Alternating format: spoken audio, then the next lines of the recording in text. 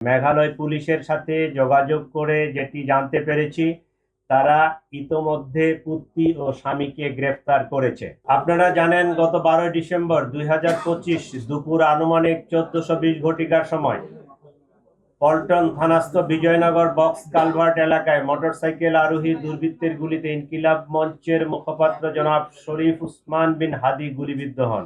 এই ঘটনার প্রেক্ষিতে রাজধানীতে পল্টন থানায় একটি নিয়মিত মামলা রুজু হয়, যা পরবর্তীতে হত্যা মামলায় রূপ নেয়।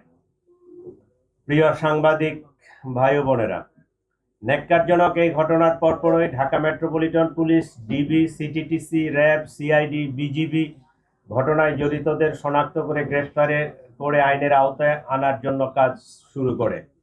ঘটনাস্থলে উপস্থিত ব্যক্তিদের দেওয়া তথ্য, সিসিটিভি ফুটেজ বিশ্লেষণ, ওপেন সোর্স ইন্টেলিজেন্স এবং তথ্য প্রযুক্তির সহায়তায় ঘটনার দিনই শুটার ফয়সাল করিম মাসুদ ওরফে দাউদ ওরফে রাহুল এবং তার সহায়তাকারী মোটরসাইকেল চালক মোহাম্মদ আলমগীর শেখকে শনাক্ত করা হয়।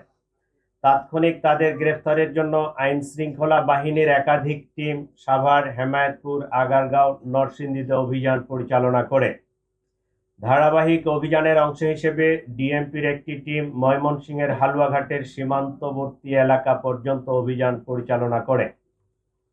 প্রিয় সাংবাদিক বৃন্দ, আপনারা জানেন, এই ঘটনার সাথে জড়িতদের আইনের আওতায় নিয়ে আসার জন্য আমরা যথাসাধ্য চেষ্টা করছি।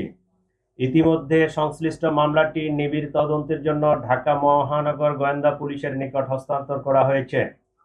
তদন্তকালীন এ যাবৎ এ ঘটনা সংগঠনে পরিকল্পনায় অংশগ্রহণ, ঘটনায় ব্যবহৃত অস্ত্রগুলি লুকানোর সাথে জড়িত, ঘটনার মূল 2 হোতাকে পলায়নে সহায়তাকারী সহ মোট 11 জনকে আমরা গ্রেফতার করতে সক্ষম হয়েছি। গ্রেফতারকৃতরা হলো হুমায়ুন কবির, ফয়সালের বাবা; হাসি বেগম, ফয়সালের মা; শাহেদা পারভিন সামিয়া, ফয়সালের স্ত্রী; ওয়াহিদ আহমেদ শিপু, ফয়সালের শ্যালক; মারিয়া আক্তার লিমা, তার বান্ধবী; মোহাম্মদ কবির, নুরুজ্জামান নোমানী ওরফে উজ্জ্বল, সিবিয়ন দিও, সঞ্জয় চিসিম, মোহাম্মদ আমিনুল ইসলাম রাজু, আব্দুল মান্নান। এই 11 জনকে আমরা গ্রেফতার করেছি। এই ঘটনায় জব্দকৃত উল্লেখযোগ্য আলামত সমূহ: হত্যাকাণ্ডে ব্যবহৃত 2টি বিদেশি পিস্তল, 52 রাউন্ড গুলি, ম্যাগজিন, ছোরা; হত্যাকাণ্ডে ব্যবহৃত মোটরসাইকেল ও ভুয়া নম্বর প্লেট, যে নম্বর প্লেটটি অপারেশনের সময় লাগানো ছিল; ঘটনার সময় ওসমান হাদিকে বহনকারী অটোরিকশা; ঘটনাস্থল থেকে হত্যাকাণ্ডে ব্যবহৃত গুলির খোসা, ভিডিও চিত্র, সিসিটিভি ফুটেজ ও অন্যান্য আলামত; প্রায় 53টি অ্যাকাউন্টের বিপরীতে 218 কোটি টাকার স্বাক্ষরিত চেক। প্রিয় সাংবাদিকবৃন্দ, তদন্তে প্রাপ্ত তথ্য, বিভিন্ন গোয়েন্দা সংস্থার প্রতিবেদন, গ্রেফতারকৃতদের দেওয়া জবানবন্দি পর্যালোচনা করলে দেখা যায়, ফয়সাল ও আলমগীর ঘটনার পরপরই ঢাকা হতে সিএনজি করে আমিনবাজারে যায়। পরবর্তীতে তারা মানিকগঞ্জের কালামপুর যায়। সেখান থেকে পূর্ব পরিকল্পনা অনুযায়ী একটি প্রাইভেট কারে করে ময়মনসিংহের হালুয়াঘাটে পৌঁছে।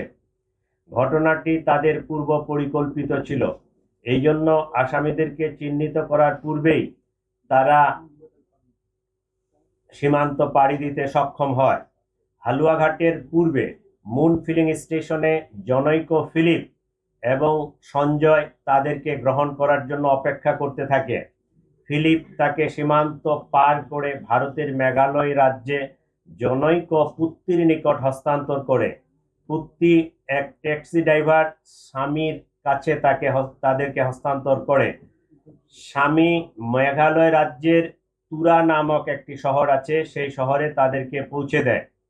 আমরা ইনফরমাল চ্যানেলে মেঘালয় পুলিশের সাথে যোগাযোগ করে যেটি জানতে পেরেছি, তারা ইতোমধ্যে পুত্তি ও স্বামীকে গ্রেফতার করেছে। আমরা সন্দেহ করি আসামিদ্বয় অবৈধ পথে সীমান্ত পাড়ি দিয়েছেন।